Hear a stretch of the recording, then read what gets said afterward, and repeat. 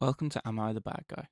Am I the bad guy for making my teens, 16 male and 14 female, share a bedroom? My husband unexpectedly passed away a few months ago, and I became a single mother to 3 kids, aged 16 male, 14 female, and 2 female. Due to the significant decrease of income, I was no longer able to continue renting where we were, and all I can afford is a one-bedroom apartment. Currently, I am sleeping in the living room with my youngest.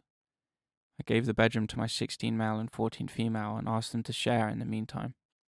I tried adding a privacy screen in the middle so they feel like they have their own space, but they're telling me that this isn't acceptable.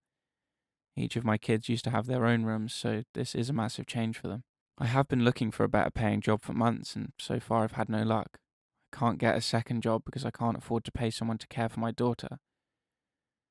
Neither of my kids, 16 male and 14 female, are willing to help, and they say my youngest is not their responsibility.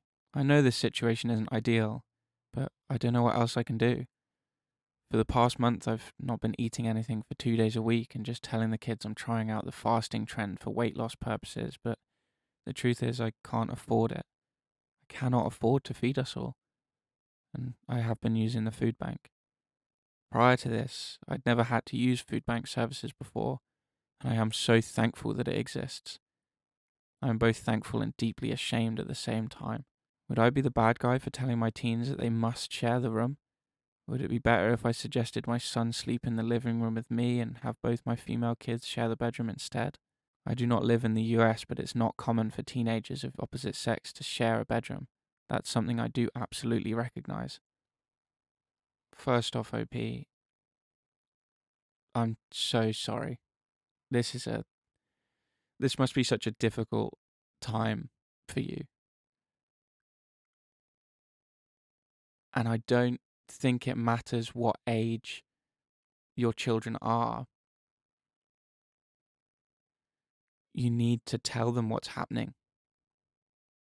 At 16 and 14, I would have understood my parents telling me that we did not have the money. Maybe take them to the food bank with you. Show them that this is what you have to do. Try not to put yourself down. You're obviously trying your absolute best, and it's not a good situation, but it's not your fault. This is a very sad one, but definitely not the bad guy. Try and talk to them. Um, I'm sure they'll understand, and well, yeah, you're a very, very good parent trying this hard to keep them from this, but I don't think you need to keep them from this. I think talking to them about it and letting them know what's going on is the best thing to do. Am I the bad guy for shutting off the home Wi-Fi so that my wife would stop working? I, 35, have been married to my wife Jen, 30, for 3 years, and before that we dated for 6 years. She is also 32 weeks pregnant with twins. She's my best friend and I absolutely adore her, with one minor flaw. She is a huge workaholic/perfectionist. While we both have very well-paying jobs, Jen's job is way more stressful and time-demanding. Even though she is brilliant and amazing at what she does, she often works around the clock, on average 60 hours a week. This wasn't a problem before, but about 2 weeks ago, her doctor told her to take a step back from work because the stress was starting to cause her a couple of health issues, even though the babies are fine. However, being the workaholic that she has still been working from her laptop 6 to 8 hours every day, which, fine, I understand that she had a couple of cases that she needed to finish, but most days she was so focused on work that she was forgetting to eat meals and falling asleep at her desk. So yesterday, when I got home, I realized that she'd done the same thing again. I woke her up and told her that she needed to go rest in bed. She insisted she was fine and said there was an emergency with a client of hers and she just needed to finalize some things for a coworker. I asked her to just take a break first and take a nap or eat, but she said that she would once she was done and that it wouldn't take her more than an hour. I told her fine, but no longer than an hour, even though I was pretty annoyed. So, 2 hours later, when she was still working, I became frustrated and unplugged the Wi-Fi and put the cable out of sight. The only purpose of this was to cut her off from work on her laptop because she clearly had no intention of stopping. Once she realized, she yelled at me, called me a bad guy. She said that I was treating her like a child and accused me of being controlling, condescending, and borderline abusive. I told her that she's being stupid and just let the coworker that asked for help to handle it. I said that she was free to use the mobile hotspot on her phone or figure out the router for herself, but otherwise I would plug it back in when I woke up, which I did. She was so mad that she slept in the guest room, and when I went to apologize the next morning for calling her stupid, not for cutting the internet, she said that she can't even look at me. She hasn't said another word to me yet. I'm starting to feel like I might have been a bit extreme, even if I only did it out of concern, but honestly, overdoing it by trying to meet deadlines that she's not even supposed to be responsible for. Am I the bad guy? There's a comment here by Anthony Fell. You're the bad guy. She said that I was treating her like a child. You are. She accused me of being controlling, condescending, and borderline abusive, if the shoe fits. To a certain extent, I get your concern, especially if her doctor said to limit stress. Does she need better work/life balance? Probably, but the way you deal with that concern is not by taking away your wife's autonomy. That's just unacceptable in a relationship. And frankly, given that your wife is a perfectionist and worried about work deadlines, you probably caused her a lot more stress by cutting her off from the Wi-Fi, hiding the cable, and demanding that she go take a nap, like she's a naughty 5-year-old. Yeah, OP, I don't think anything I can say is better than that comment there. You are the bad guy. I completely get the concern, like I really do, but if she's a perfectionist, then that's just gonna make things so much worse. I wouldn't personally know the way around this, you know. You keep talking to her, and that's all you can really do. It's her choice, really, isn't it? At the end of the day. Yeah, I understand being worried and I understand the concern. But if you talk to her politely time and time again and she doesn't want to stop working because that stresses her out more, then who are you to tell her what to do?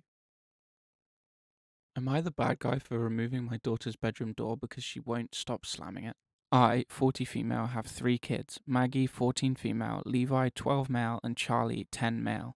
Levi and Charlie share a bedroom, and Maggie has her own room as the oldest and also only girl. Maggie is a great kid. She does her homework, helps with chores without too much complaint, doesn't bug her little brothers too much. The issue is that she will not stop slamming her bedroom door. When she gets up to use the bathroom at night, she slams her bedroom door on her way out and back in. When she gets up in the morning or goes to bed at night, she slams it. Pretty much any time she enters or exits her room, the door gets slammed. And it's only her door, none of the other doors in the house. It shakes the walls and frequently wakes up everyone else. Her brother's room shares a wall with hers, and our bedroom is directly above theirs. We've talked to her about it and asked her very politely to please be more mindful about it because it is disturbing the rest of us, but it's in one ear and out the other. We tried being more forceful about it, saying that if she continues to slam her door, there will start to be consequences. Still, nothing changes. It all came to a head the other night when she got up to use the bathroom and all 4 of us were woken up by the slamming. I have to be up at 5 a.m. for work and I've had enough of the broken sleep. Came downstairs and knocked on her door. She opened it and said, "What?" with such attitude, and it took a lot of self-control not to start yelling. I told her as calmly as I could that if she slammed that door one more time, she was going to come home and find it gone.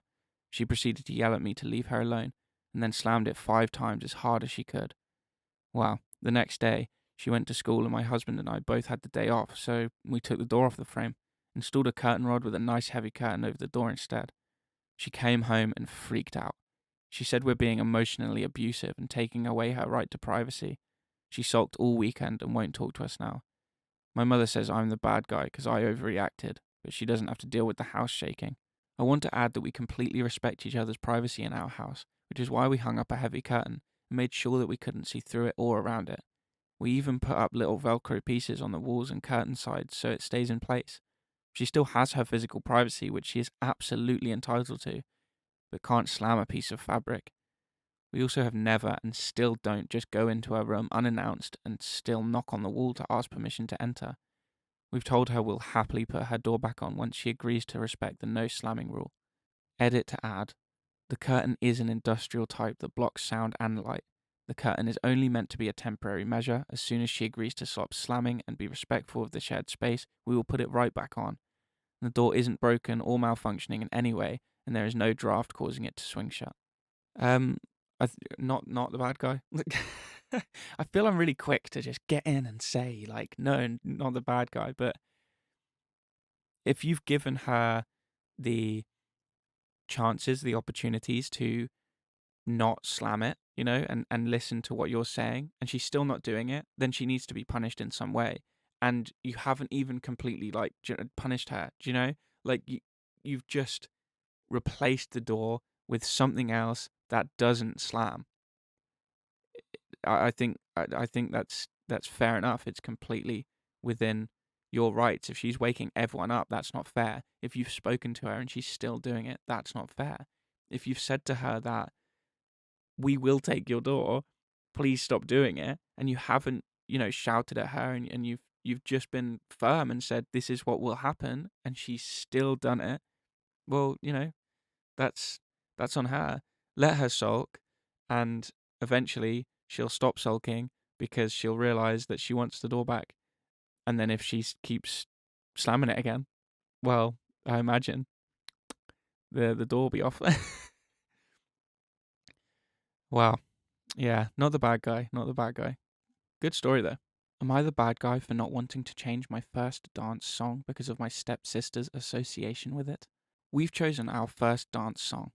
My stepsister is not at all happy because she and her ex-husband also had this at their wedding, and she said she has a lot of memories with this particular song. She asked if I could change it. I told her I get it, but this is what we want, and I don't want to change it. She said she understood, but she's been acting different around me, and I could tell she was mad/upset.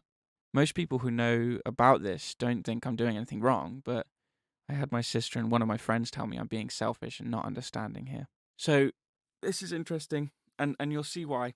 But at first you can think, okay, right, not the bad guy, it's just a song. It's just a song. But then, okay, there is some comments that that OP has made in reply to some people that changes the entire thing. Like entirely. So let's get into that. So here someone says, I'm curious, what song is it? OP replies, Come What May from the movie Moulin Rouge. My sister sees it as their song. She and her ex first met at the movies when they both went to watch it. Then apparently the restaurant they went to on their first date was also playing it, so they took it as a sign. And as I said, they also played it at their wedding. She also sings it to him sometimes now.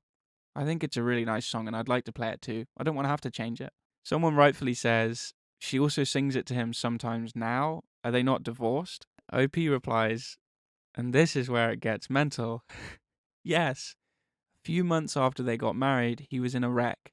He thankfully survived, but has a very severe TBI. He lives in a specialized nursing home. They did get divorced, but my sister still goes on about how she loves him and visits him occasionally.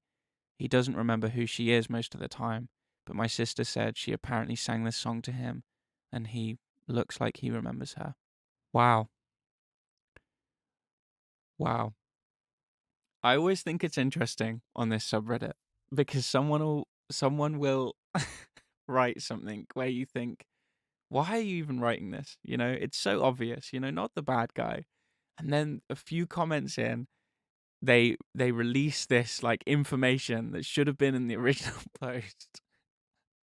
And you just think, oh, okay, that's why. That's why you've missed out crucial information. Jesus Christ. I think what gets me the most with this is that OP here has said, yeah, he was in a wreck. He doesn't remember who his wife is. So they had to get divorced. Because he lives in a nursing home and he can't move and etc etc. She has all these amazing memories of this man and this song. But I think it's a really nice song. I don't want to change it. Like she doesn't even. They've picked a first dance song that seemingly has no affiliation with their relationship, and she's just it's so ah bad guy, bad guy, bad guy, bad guy, awful, awful person. What in the world?